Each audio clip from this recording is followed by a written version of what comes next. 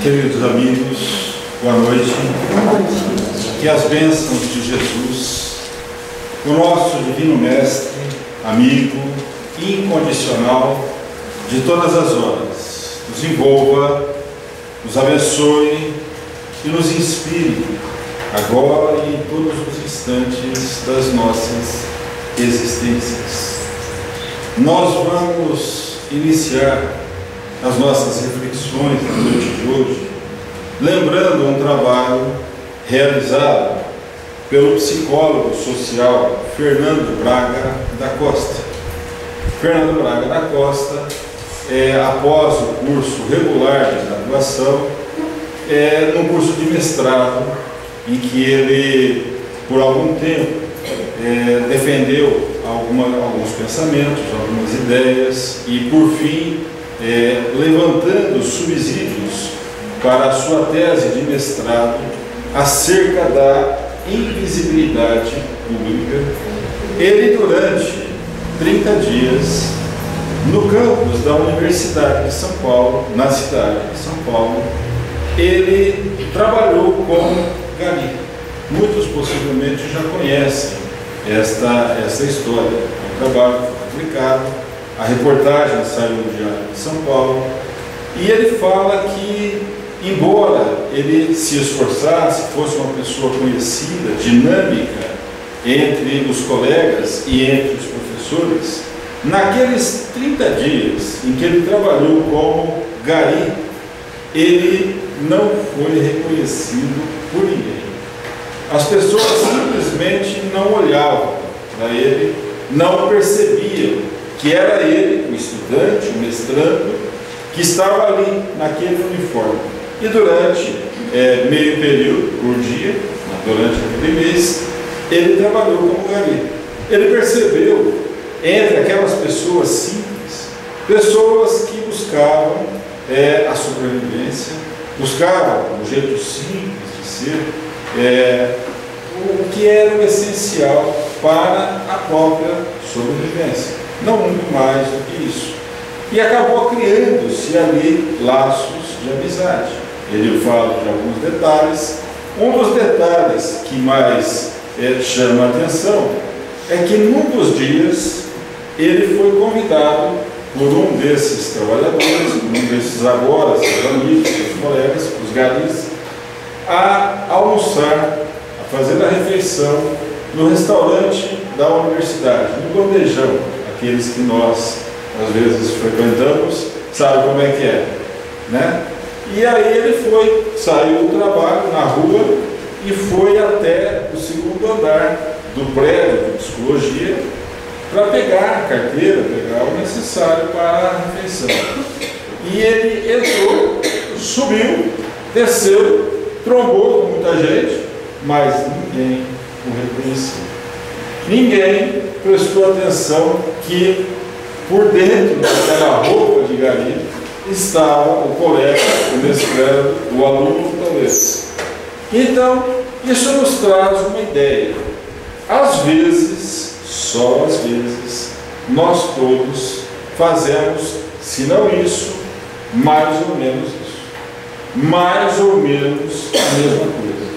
Nós olhamos a carcaça, nós olhamos a embalagem e muitas vezes deixamos de apreciar o conteúdo.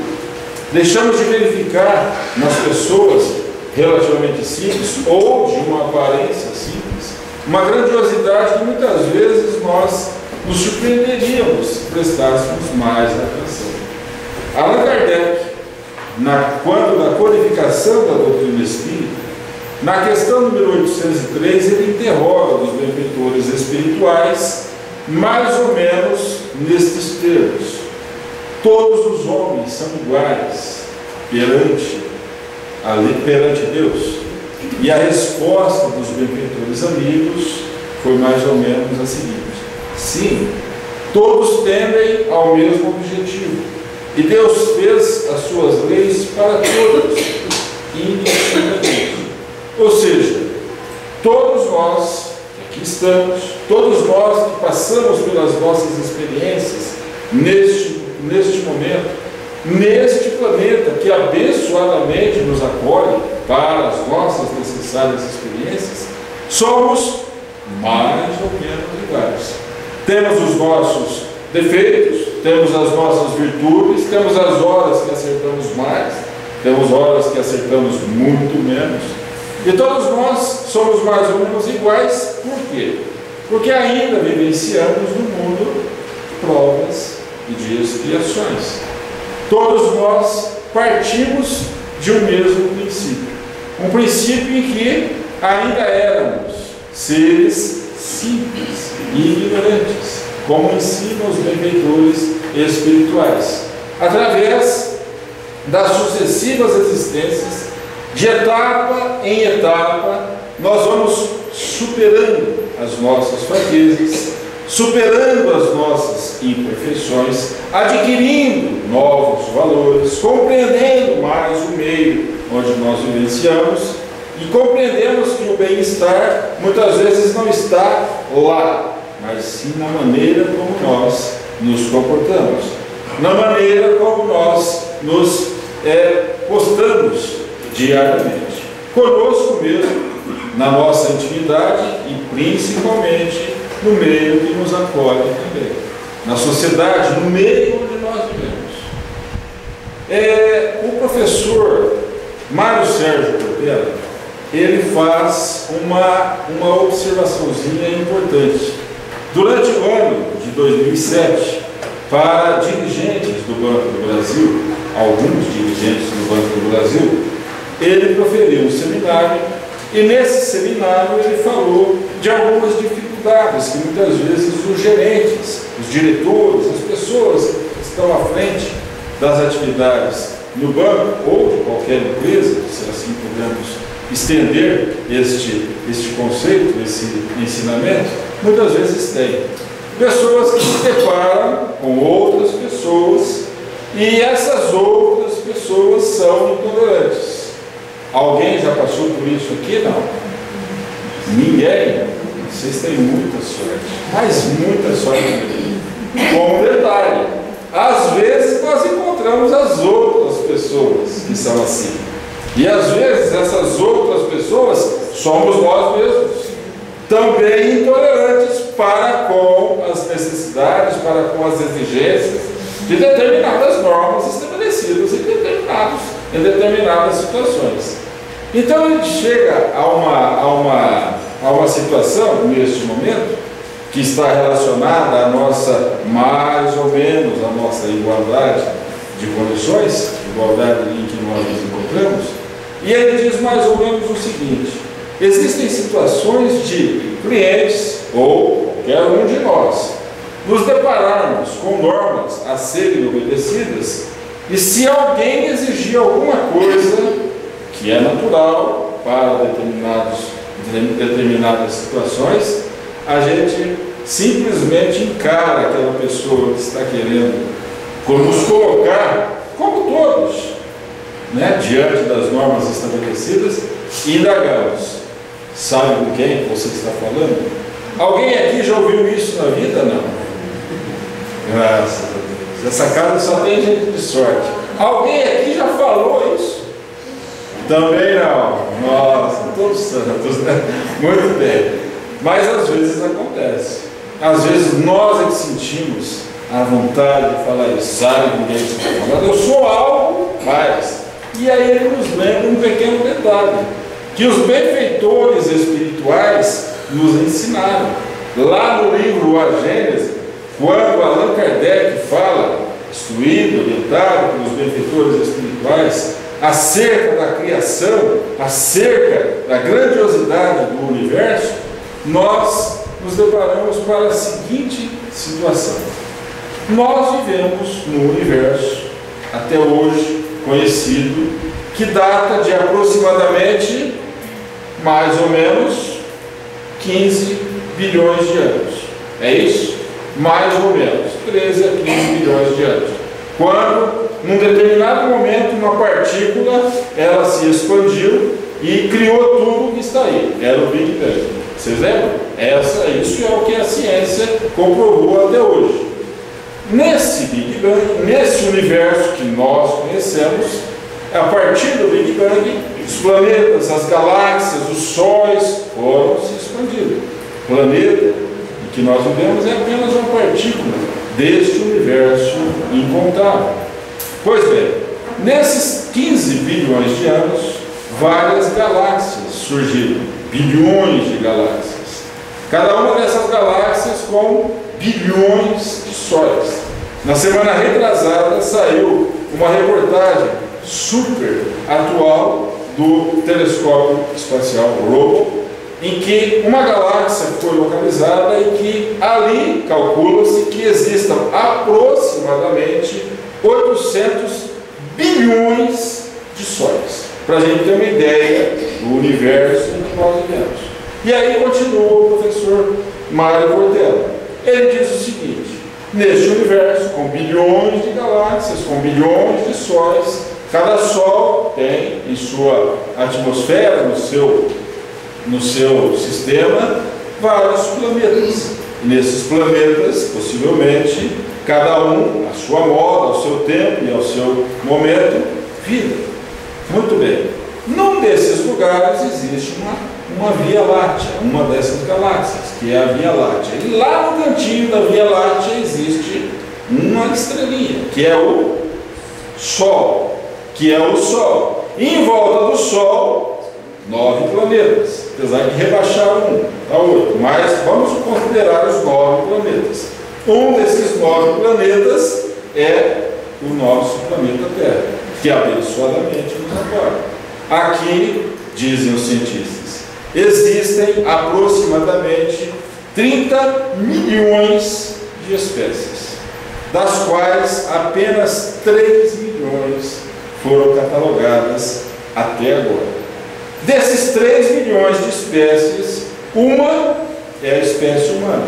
E a espécie humana, uma das 3 milhões catalogadas até agora, ela conta com aproximadamente 7 bilhões de exemplares. Semana retrasada completou 7 bilhões de seres vivos, seres humanos na Terra. Nesses 7 bilhões, nesse universo que nós conhecemos, nós somos um.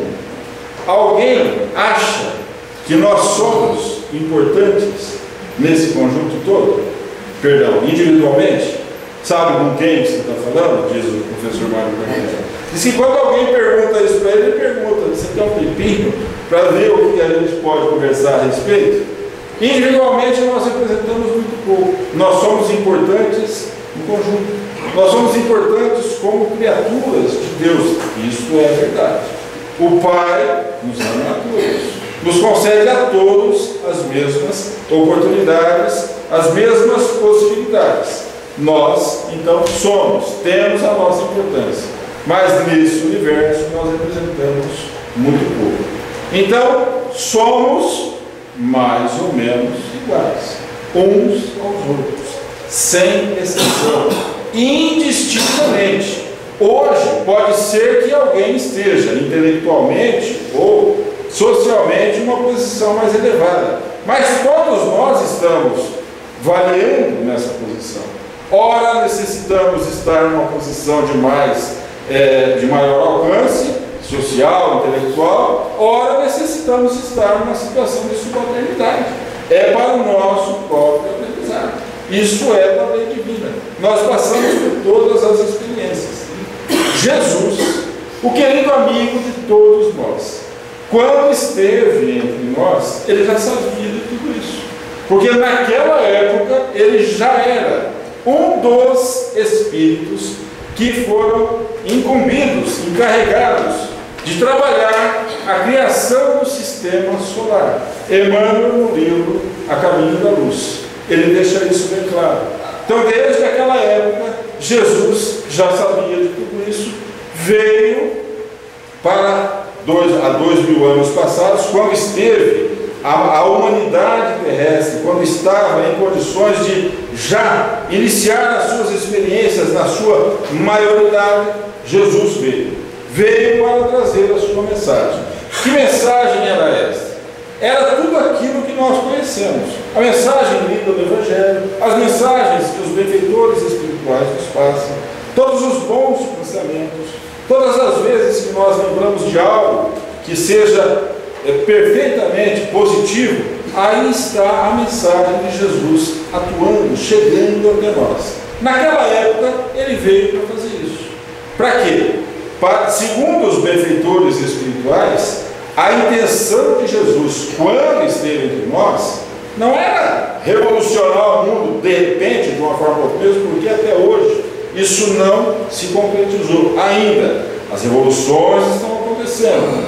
Nós vivemos numa época em que tantas pessoas nunca foram auxiliadas por tantas outras pessoas como nos dias de hoje. As ideias, as comunicações, elas viajam a uma velocidade que nós estamos vendo ao vivo e a cores o que está acontecendo do outro lado do mundo. No entanto, ainda não chegamos àquilo que os benfeitores espirituais nos alertam que deve ser o nosso objetivo. Jesus sabia disso. Então, quando ele veio, ele trouxe a sua mensagem. E segundo os benfeitores espirituais, no Evangelho segundo o Espiritismo, a intenção de Jesus era desmaterializar o homem. Olha só, desmaterializar o homem significa colocar algo novo, ideia nova, mostrar que existem outros valores, a não ser aqueles palpáveis. Parece que aqueles dias eram os mesmos que nós estamos vivenciando nos dias de hoje. Imagine só, nós vivenciamos uma época em que se gastam fortunas para recuperar determinadas situações que nós mesmos criamos, e muitos de nossos irmãos estão passando por situações simplesmente comprometedoras para as suas vidas em várias partes do mundo. E isso não é só no Brasil, nos países da África, em todos os lugares, inclusive nos países chamados ricos. As dificuldades são tantas que essa situação, essa busca por coisas materiais, hoje parece, ao que parece, chega a um momento em que valores vão ter que ser revistos, situações vão ter que ser revistas. Muito bem, Jesus, quando esteve entre nós, então trouxe a ideia de outros valores, a não ser aqueles valores que nós buscávamos até então. E toda a sua mensagem, ela foi vivenciada através de todos os seus atos, de todas as situações pelas quais ele passou, que culminou com aquele que ele classificou como sendo o maior mandamento contido na lei divina: amarás a Deus sobre todas as coisas e ao próximo como a nós mesmos. Se nós olharmos isso como algo relativamente simples, na teoria é algo simples, na prática, às vezes nós encontramos um pouco de dificuldade. Encontramos dificuldade graças aos nossos vícios passados, às nossas ações desenvolvidas, realizadas em outras épocas, em outras etapas, em outras existências. E, pasmem, a grande dificuldade nossa, ela não vem de outras existências, elas decorrem das nossas ações nesta própria existência, segundo os benfeitores espirituais e as orientações do próprio Allan Kardec. Mas quando nós falamos de amar ao próximo, desejar aos nossos semelhantes, fazer aos nossos semelhantes aquilo que nós gostaríamos que se nos fosse feito, nós às vezes imaginamos que algo diferente deve ser feito em termos de ação. Emmanuel diz que amar já é um grande ato. A ação deve perseguir esse grande ato de amor através da caridade, da ação do bem. Quando nós falamos caridade, quando nós ouvimos caridade, nós imaginamos que caridade consiste em assistir materialmente as pessoas, dar coisas. Isso também é caridade. Nós às vezes necessitamos ajudar, colaborar com as pessoas para que elas tenham forças para reagir, para depois realizarmos algo mais. Mas não é só essa caridade que os benfeitores espirituais falam.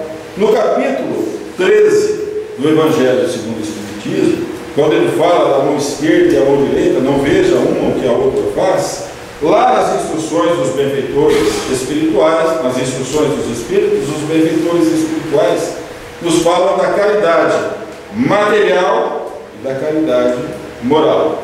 A caridade material é aquela que nós conhecemos. Vamos nos ajudar, vamos colaborar uns com os outros, mutuamente. Isto é, sem dúvida nenhuma, necessário. Mas a caridade moral, essa às vezes nós deixamos a desejar. Segundo os benfeitores espirituais, ela se resume em: a caridade moral consiste em nos suportarmos uns aos outros. Aí fica um pouco mais difícil. Fica ou não fica? Bom, eu falo por mim, vocês talvez já passaram por isso, pelo que eu vi nas perguntas anteriores. Mas às vezes nós encontramos dificuldade para nos suportarmos. Às vezes a gente aguenta uma coisa aqui, uma coisa ali, mas a gente fica com aquela ideia remoendo.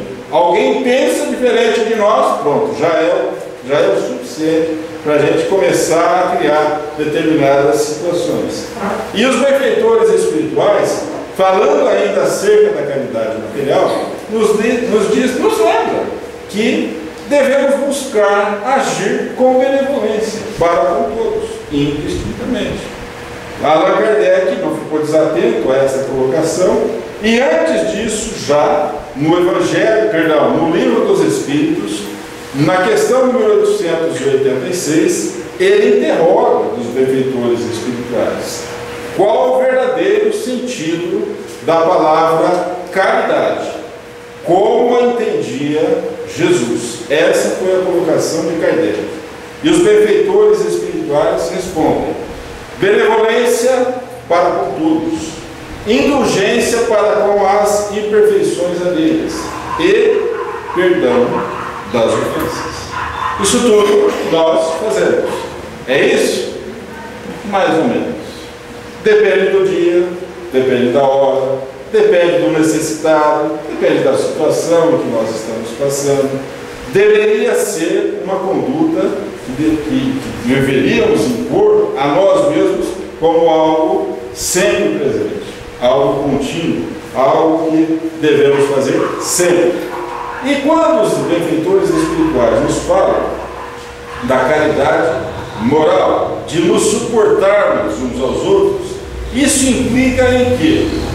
Em pequenos gestos da nossa vida, que às vezes nós não pensamos, às vezes nós deixamos passar reto, mas são pequenos gestos do nosso cotidiano que, se nós, num primeiro momento, se ainda necessitamos nos vigiar para colocá-los em prática, com o tempo eles vão incorporar o nosso modo de ser. E aí então esses pequenos gestos consistem na elegância nossa do dia a dia. Quer ver como consiste na elegância? Quando a gente fala elegância, a gente não está falando do bem vestido, bem... Não.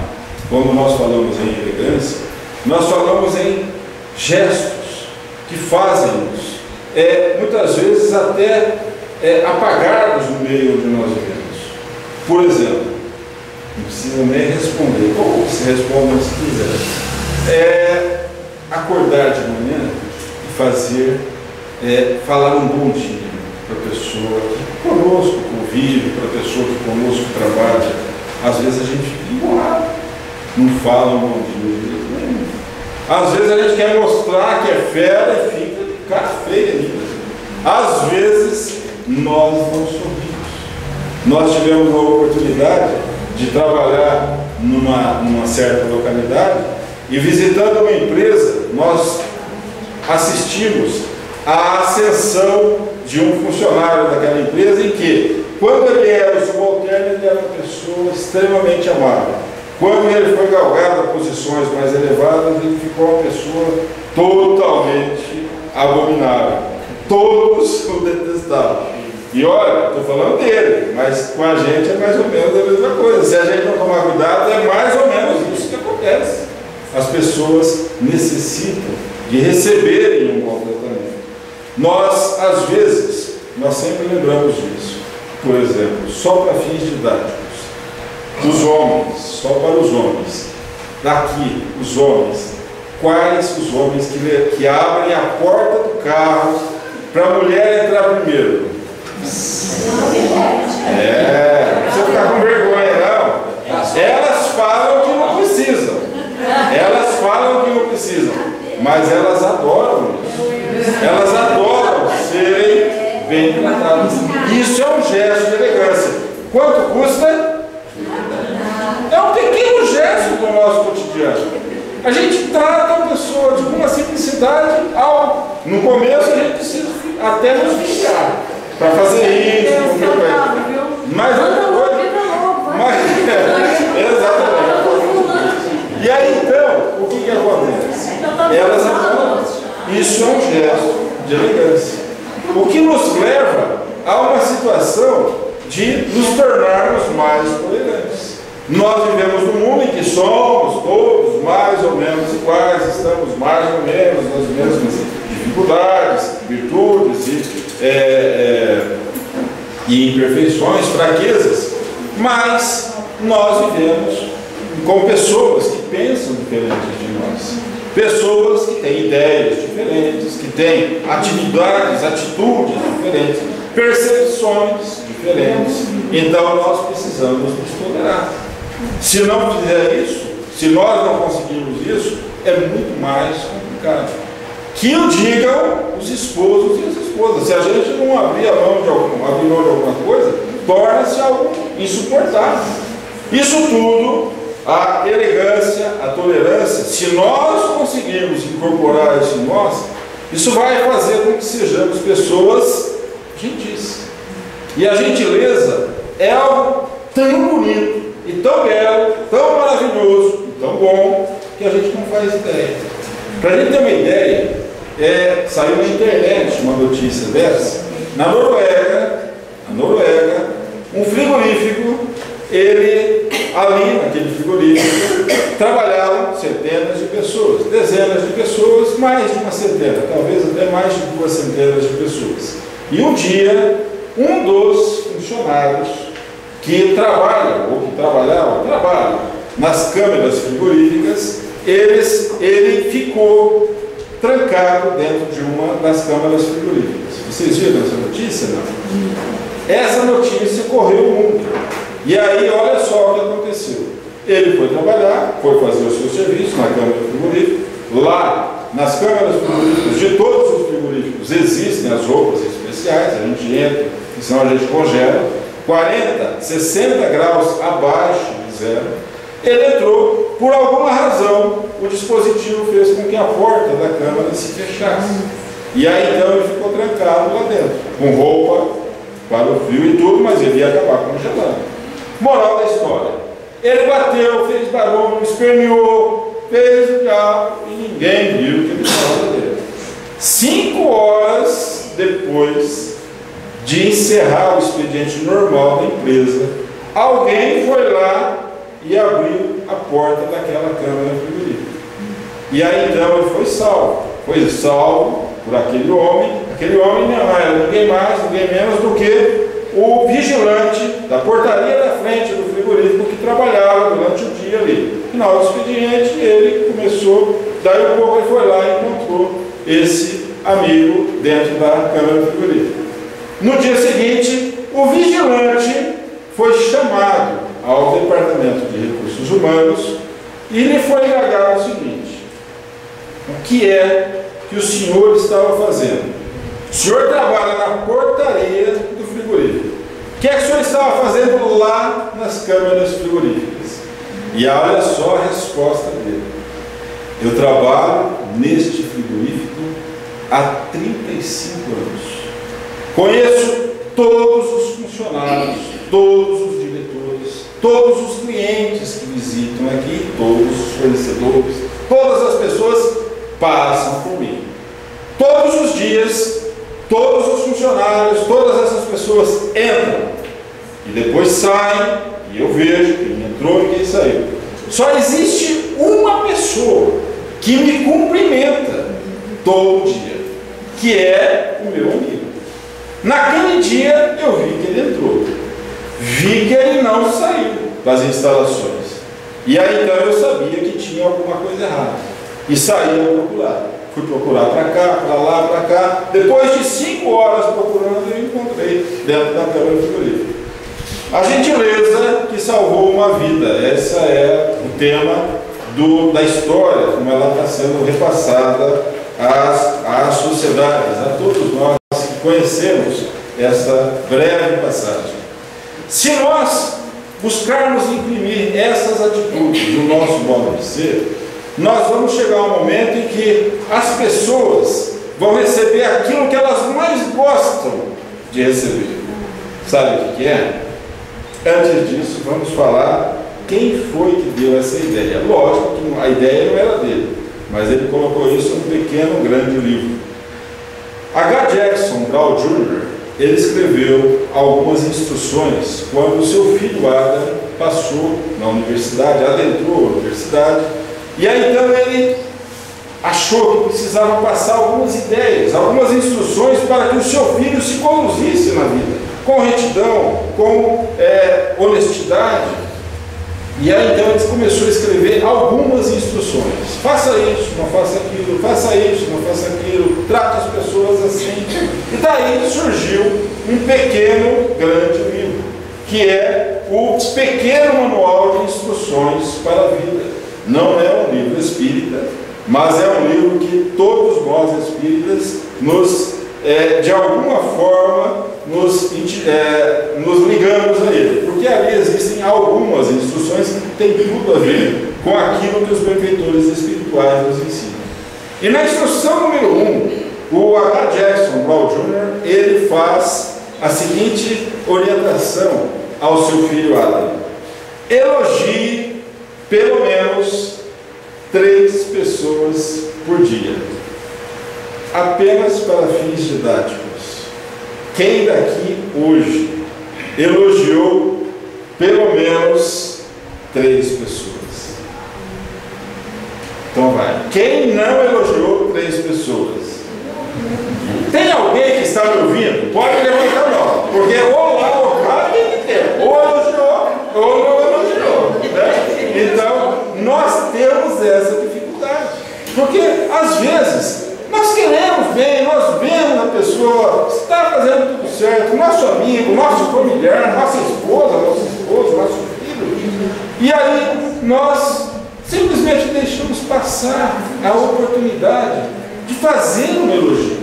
Se nós tivermos uma ideia de quanto diz um elogio para quem recebe, nós não faríamos outra coisa a não ser elogiar o dia inteiro. Para a gente ter uma ideia do que isso significa, corre na internet um pequeno filme, e nós vamos lembrar, possivelmente muitos já viram. Conta a história de um personagem, essa tradução é do Victor Fernandes. O personagem é Huck Newman. Ele trabalhava no filme, ele trabalha num estacionamento do shopping center. E qual a sua função lá? As pessoas, quando entram no shopping, pegam o papelzinho, né? Está lá a placa, se ficar até 2 horas o estacionamento é grátis, aquela coisa. E aí, se ficarem menos de 2 horas, ele vai lá, dá um carimbão e pronto, está isento de pagamento. Essa é a função do Newman. E aí as pessoas, quando chegam para carimbar, mostram um trecho do filme, mostram que as pessoas estão caidaças, preocupadas, tristes, desoladas. E o que é que o Newman faz? Ele faz um elogio às pessoas. Você é uma pessoa muito especial. Você irradia algo que ninguém ainda percebeu. E as pessoas começam a estranhar aquilo e começam a gostar de ouvir aquilo. Afinal de contas, um elogio desse, né, a gente começa a ficar contente. E aí as pessoas começaram a frequentar mais o shopping. Começaram a frequentar mais o shopping por quê? Deixavam o carro lá, davam uma voltinha, iam lá, e aí o que aconteceu? O estacionamento do shopping começou a ficar lotado e o shopping vazio. E as pessoas falavam: onde está todo mundo que os carros estão lá no estacionamento? Olha a fila. Então se formavam aquelas filas intermináveis, de pessoas que queriam ir lá levar uma carimbada no papelzinho do estacionamento para receber um elogio. Olha só a força que o elogio faz. Isso, lógico, chamou a atenção dos seguranças do shopping, que foram conversar com o Nilman, e ao conversarem com o Nilman, o que eles levaram? Um elogio. E ao invés de dar uma dura, dar uma advertência ao Nilman, eles simplesmente se convenceram de que eles eram simplesmente mais do que pareciam. E levaram o Nilman para conversar com o diretor do shopping, que era tido como uma pessoa carrancuda, uma pessoa intolerante. E esse diretor, ao receber um elogio, ele fala: nossa, eu me sinto diferente, só você se percebe, só você percebe isso. Leva o Nilman até as autoridades e aí vai. Bom, o filme é uma ficção, é verdade, mas a paz mundial se estabeleceu através do elogio. Para a gente ter uma ideia, é lógico que é um filme fictício, mas a gente tem uma ideia do que um elogio, uma palavra agradável, uma palavra gentil pode realizar àquelas pessoas que ouvem, que recebem esse elogio. Mas se a gente procurar imprimir todos esses valores no nosso modo de ser, se nós procurarmos acertar sempre, e é isso que a gente deve sempre fazer em todas as situações, e mesmo assim, de vez em quando, a dor nos visitar. Porque, às vezes, nós somos visitados pela dor. Quem aqui nunca passou por uma situação de dor? Quem daqui já passou por uma situação de dor? Quem daqui não está me ouvindo? Porque não é possível. Tem gente que está, mas ninguém. Não.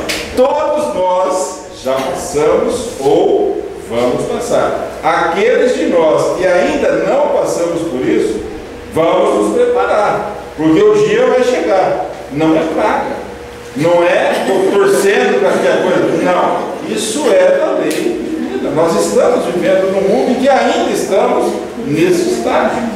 E se nós, buscando acertar, passarmos por essas situações, os verdadeiros reveses da vida, está indo tudo bem, nos preparamos, estou progredindo, estou aprendendo, os benfeitores espirituais estamos ajudando, nas atividades que nós empreendemos estamos bem, mas aí acontece algo que dá uma reviravolta na nossa vida. Por exemplo, uma injustiça. Por exemplo, uma enfermidade. Por exemplo, uma dessas dores que são mais doídas do que aquelas que todo mundo vê, porque as dores doídas são aquelas que só nós percebemos e que muitas vezes não se percebem. As pessoas que conosco convivem nem sabem o que nós estamos passando. As decepções da nossa vida. Todos nós estamos sujeitos a passar por isso. Para essas situações, no Evangelho segundo o Espiritismo, no capítulo 9, quando Allan Kardec aborda o ensinamento de Jesus, bem-aventurados os mansos e pacíficos, um espírito amigo nos fala acerca da paciência. Ele nos dá simplesmente uma ideia. A dor é uma bênção que Deus envia aos seus eleitos. A gente às vezes pode estranhar, mas se nós estamos passando por dificuldades, por dores, por decepções, pelos reveses da vida, mesmo tentando fazer tudo certo, mesmo acertando, pode ter certeza, nós já temos condições de suportá-las. Ninguém sofre aquilo que ainda não tem condições de superar.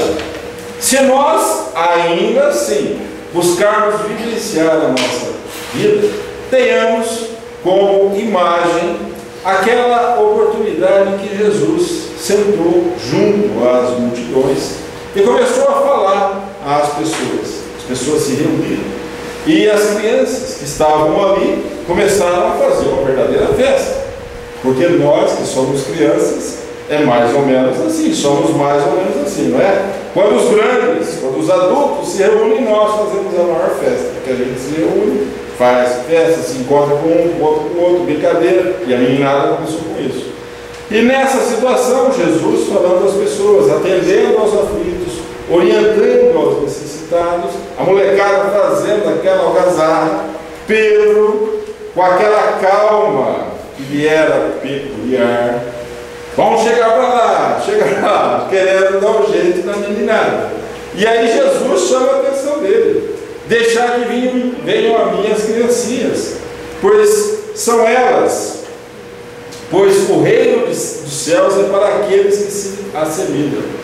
E aí então, Allan Kardec e os benfeitores espirituais, nota de Kardec nesse capítulo, ele diz que Jesus toma de uma criança, coloca no colo, no joelho, e fala: sejamos puros de coração, como a criança. E aí então as crianças continuam, Jesus continua conversando, e Jesus fala acerca da pureza de coração.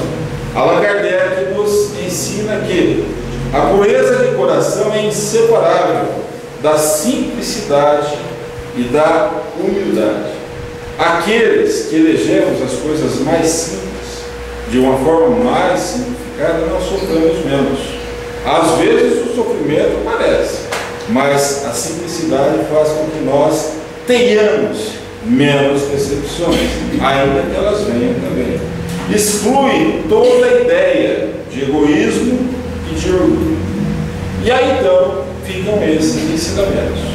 Diante desses ensinamentos, um dos seus discípulos, Inácio de Antioquia, Inácio foi um dos maiores cristãos que a história registrou, ao lado de Paulo, ao lado de outros seguidores da mensagem cristã.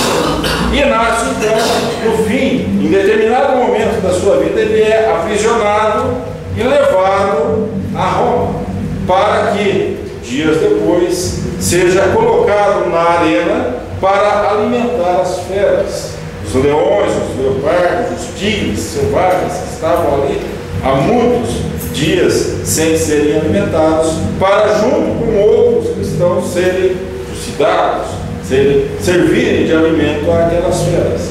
O que acontece? Inácio então eleva os seus pensamentos a Jesus e a Deus e diz mais ou menos o seguinte: se lhe aprouver, Senhor, eu quero dar o meu testemunho no dia de hoje, faça com que eu tenha forças para isso.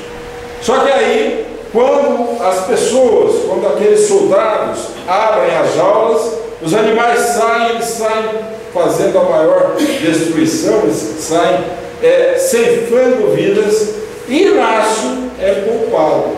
Poupado por quê? Porque quando chegaram a ele, os animais já estavam alimentados. Como estavam alimentados, não se interessavam pelo alimento. E aí então Inácio eleva os seus pensamentos com tristeza a Jesus e diz: por que, Senhor? Por que não permitiste que eu desse o meu testemunho neste dia, nesta hora, desta forma? Eu amo. E aí então nesta hora aparece um espírito, surge-lhe um espírito que diz mais ou menos o seguinte: Inácio, aprove ao Senhor que continues na vida física, para que exemplifiques a tua fé através do teu exemplo, através das tuas realizações e da tua vivência, junto aos irmãos que ainda permanecem no campo material. Este Inácio de Antioquia era ninguém mais, ninguém menos do que aquela criança que Jesus tomou como exemplo de pureza e colocou no colo. Temos também a nossa simplicidade, a nossa pureza de coração, o nosso momento de despertar, que todos nós passamos pela necessidade do despertamento. Cada queda é uma aula, é um aprendizado, fica um aprendizado, levantamos e comecemos ou recomecemos a nossa jornada. Tenhamos isso em mente, que Jesus nos abençoe sempre. Muita paz.